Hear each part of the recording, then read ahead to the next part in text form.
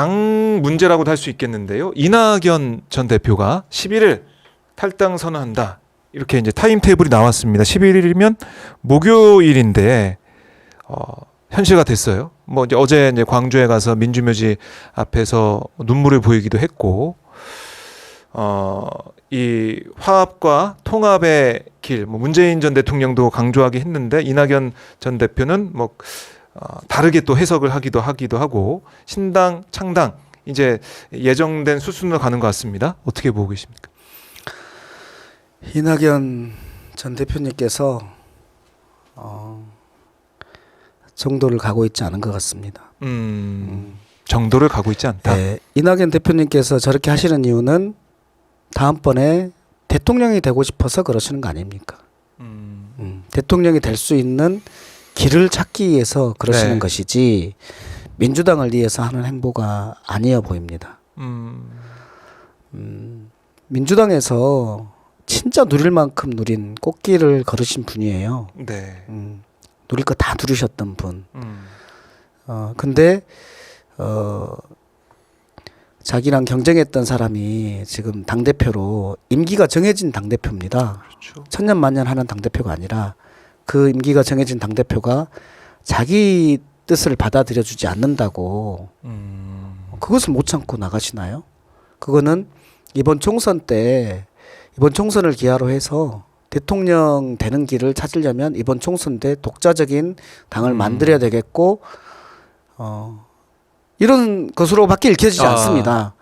저는 평소에 그 정말 신중하고 절제된 언어를 쓰시고 네. 그랬던 그분이 이렇게 되는 데에는 그런 대통령이라는 것이 되고 싶은 그 욕망이 해안을 가리고 있는 거다라는 생각이 듭니다. 네. 그 양극단의 정치는 이제 안 된다라고 이낙연 전 대표가 어떻게 보면 신당 창당 명분을 내세우고 있는데 그게 아니라 개인적인 욕망, 욕심 네, 이게 좀 보인다는 네. 말씀이시네요. 그래요. 얼마나 또 많은 의원들이 뭐 따라서 이 신당으로 갈지 이것도 지금 언론에서 많이 주목을 하고 있는데 의원님들끼리 좀 얘기를 하시나요? 또 가나 안 가나 이런 걸 좀 얘기를 하고 상황을 좀 파악하고 계세요. 어떻습니까? 그러니까 저희가 친한 분들이거든요. 개인적으로야 다 친하죠. 형님 이렇게 하면서. 네. 그런데 이 주제에 대해서는 조심스럽죠? 좀 조심스럽긴 한데 예. 이 주제에 대해서는 설득의 단계가 넘어선 것 같은 그런 생각입니다. 그래요. 이제 그래서 각자 개인적으로 결심했을 만나도 거다. 네. 그 얘기는 안 물어봅니다. 새해 복 많이 받으십시오 하고 넘어가는 것이지. 네. 형님 그러면 안 돼 라는 얘기를 이제 할 단계가 넘어가 버린 것 같은 좀 안타까운 마음이 있습니다. 자, 이렇게 되면은 뭐 상황을 좀 봐야겠지만은 이낙연 신당이 이른바 경합 지역에서 후보를 낸다고 하면 어부지리로 뭐 보수정당 계열의 후보가 당선될 수도 있는 게 아니냐. 그럴 이런 수 것도 있죠. 많이 걱정하고 계세요. 지지자분들께서는. 당연히 그럴 수 있죠. 그래서 이낙연 신당의 파괴력이 어느 정도 될 것이냐 네. 그런 건데 그 파괴력이 어느 정도 될 것이냐는 현역 의원들이 얼마나 가느냐 이것도 있겠지만 그거보다는 저는 더 핵심은 명분이라고 봅니다. 명분. 명분이 뭐냐 네. 이거에 따라서인데 지금의 시대 정신이 뭘까? 윤석열 대통령의 이 폭정을 이제 끝내고 윤석열 대통령이 국정을 전환할 수 있도록 네. 국민의 뜻을 보여주는 거예요. 이른바 심판. 네. 네. 저는 심판보다는 윤석열 대통령이 본인의 국정 기조가 있는데 이게 아니라고 하네 국민들이 국민의 뜻을 보여주는 겁니다. 아하. 명확하게 좀 보여드려서 네. 숫자로 보여드려야 되는 거잖아요. 강서구청장 보궐선거에서 네, 보여드린 거죠. 보여줬는데. 그거는 이제 지역적인 선거라고 생각하시니까 그런 것 같으니까 여기서 총선에서. 보여드려서 네. 이제 국정 기조를 바꿀 수 있는 화합하는 정치를 할 수 있도록 바꿀 수 있는 기회를 저는 드릴 거예요. 근데 그 기회를 받아들이지 않으시면 네. 그러면 이제 저희들도 국민들이 또 그 다음에 판단을 하시겠죠. 국민의 명령이 있겠죠. 예, 있겠죠. 저는 그 단계를 거쳐가는 거라고 봅니다. 지금. 네. 지금 얼마나 중요한 시기입니까? 그렇죠. 외교적으로도 중요하고 북한과의 관계에서도 엄청나게 중요하고 그리고 우리나라 경제와 관련해서도 엄청나게 중요한 단계에 있는 네. 이 시기에 우리가 윤석열 리스크에 빠져 있는 거예요. 음. 저는 그래서 윤석열 대통령이 국정을 잘하기를 바라요. 국민을 위해서, 나라를 위해서. 저는 그렇게 생각하는 거예요. 네. 망가지기를 바라지 않아요. 그리고 잘하시고 우리는 더 잘할 수 있다. 이걸 가지고 저희가 집권할 거예요. 그런데 너무 망가지면 네. 우리가 집권해서도 이것을 보충하는 것이 너무나 힘들어진단 말이에요.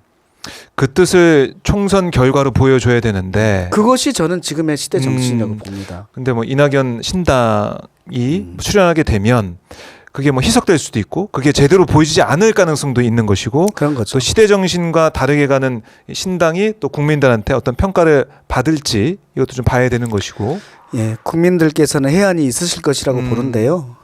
그러니까 이게 자신이 잃을 때는 잘 안 보입니다. 제3자적 관점에서 볼 때에는 잘 보입니다. 그러겠네요. 저는 국민들께서 네. 지금 이낙연 신당에 대해서 특히 호남에서도 그렇게 극구 반대하는 것들이 저는 보이기 때문에 그래요. 뭐 명분은 막 이렇게 얘기하지만 그게 네. 아니고 내심은 이거 아니야. 그렇게 국민들은 현명한 판단을 하고 있을 거다. 네. 이렇게 말씀이고. 자, 그리고 이제 선거제도 얘기를 저희가 뭐 지난번에도 했었는데 아직까지 결론이 안 났어요? 네, 그렇죠? 아직 안 났습니다. 네.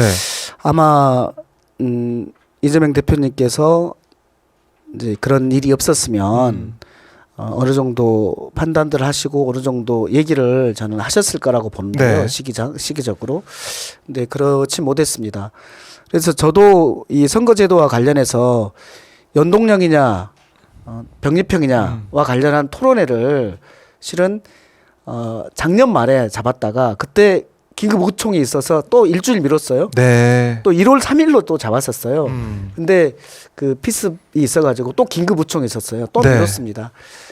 내일 이 심화된 토론을 합니다. 지난번 1차 토론회 한번 보십시오만은 굉장히 좋은 내용들이 많이 나와서 그래요. 이런 거거든요. 병립형을 주장하는 사람과 연동형을 주장하는 사람이 충분히 자기 얘기를 할 수 있게 만들어야지 그리고 상호간에 토론을 할 수 있게 만들어야지 네. 이제 무엇이 맞구나라는 것을 심판들이 청중들이 알게 됩니다. 그것을 보여드려야지 왜 다른 사람 얘기하는 것을 막습니까? 이쪽 얘기도 듣고 저쪽 얘기도 충분히 들어야지 네. 얘기를 할 수 있거든요. 이 부분을 지금 이번에 하겠다는 거예요. 그래서 한 번 했고 그리고 이번에는 그러면은 연동형 주장하는 사람은 연동형이 어떻게 구동할 수 있는데 네. 라는 것을 말할 거고 병립형 주장할 수 있는 사람 이것이 어떻게 구동할 수 있는데라는 조금 더 구체적인 것들을 보여주는 그런 쌍방 토론을 하기로 했습니다. 내일 9시 반에 합니다. 9시 반에요? 어디서 볼 수 있습니까? 민병덕 TV에서 볼 수 민병덕 있습니다. TV에서? 왜냐하면 예. 저희 더불어민주당 초선 모임에서 하는 건데요. 제가 이제 좀 주장을 많이 했고 예. 그리고 제가 이 디베이트 사회를 보기 때문에 제 TV에서 생중계를 합니다. 아하. 또 다른 의원들도 생중계를 하겠다고 하면 예. 그것도 다 허용해서 그렇게 할 작정입니다. 그래요? 내일 9시 반. 내일 9시 반. 그럼 저희가 포스터를 좀 보여드리고 있는데 저거 맞나요? 네. 포스터? 지난번에는 네. 우리 김준일 대표하고 네. 최병천 부원장하고 이렇게 1대1 발제를 하고 토론을 했거든요. 네. 그리고 플로어에서 많은 질문들을 하고 이번에는 두 분을 더 붙여서 2대2 토론을 하는 겁니다. 더 풍성하게. 훨씬 더 풍성해질 겁니다. 알겠습니다. 관심 있는 분들은 민병덕 TV 접속하시면은 생생하게 현장을 보실 수가 있겠습니다. 아주 재밌고 여러분들께서 이걸 듣고 결론을 내릴 수도 있는 그런 토론이 될 거라고 봅니다. 알겠습니다. 선거제도 대토론회 연동형과 병립형의 시나리오. 네, 내일 오전 9시 반부터 민병덕 TV 시청해 주시면 고맙겠습니다. 자, 이 새해 저희가 첫 방송을 쭉 해봤는데요. 여러분들 많은 의견을 또 주고 계십니다. 뭐 권력은 영원하지 않습니다. 강성진님의 댓글도 있고, 그리고 가짜 뉴스 없는 자유 대한민국을 위하여 이런 댓글도 보이고요. 유제니님은 미니언님 복을 나누는 사회 좋습니다. 이렇게도 의견을 주셨고. 복을 지어야 낫습니다. 네. 많이 지어서 나누는 그런 2024년이 됐으면 좋겠고요. 그리고 쌍특검법에 대해서 2개 다 특검을 진행해야 된다. 이런 댓글도 올라와 있고 쌍특검 받아라. 이런 얘기도 나오고 있고. 쌍특검이 네. 이번에 된 게 아니잖아요. 지난 맞아요. 4월에 그때 출발한 겁니다. 총선용이라면 누가 총선용으로 만든 겁니까? 국힘당이 총선용으로 만든 지금까지 겁니다. 끌고 와서 예. 만들었다. 그리고 그걸 하기 위해서 우리 네. 당에서 85일 농성을 했습니다. 그렇죠. 그 농성의 주도자가 저예요. 거기 제가 그 농성단의 대변인 했잖아요. 네, 맞습니다. 그렇게 농성까지 할 정도로 했는데 이제 와서 총선용 악법이다 이렇게 주장하는 것은 맞지 않다 이런 말씀이시고, 자 김형아님도 미니언님 우리 동네 지역구입니다. 화이팅. 예, 이런 반갑습니다. 의견도 슈퍼갑이십니다. 슈퍼캅까지 만나봤습니다. 자 의원님 오늘 말씀 잘 들었고요. 못다한 말씀이나 하고 싶은 말씀 있다면 좀 해주십시오.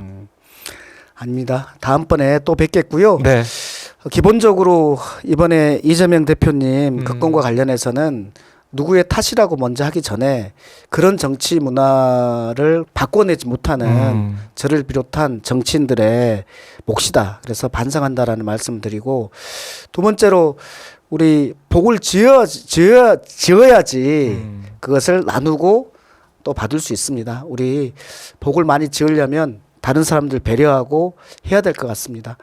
그러려면 경제도 좋아지고 그래야 되니까 제가 아까 말씀드린 것처럼 정치인은 벼화자에다가 입구, 밥을 나눠 먹는 것이 정치고 그래야지 화합이 된다. 어떻게 하면 공존하는, 연대하고 협력해서 공존하는 세상이 될 것인가. 그게 저는 지금의 시대 정신이다. 각자 도생이 아니라. 그렇게 생각합니다. 네, 새해 복 많이 받으십시오. 많이 지으시고. 네 의원님 말씀 잘 들었고요. 다음 시간에 뵙겠습니다. 고맙습니다. 네, 고맙습니다. 고맙습니다.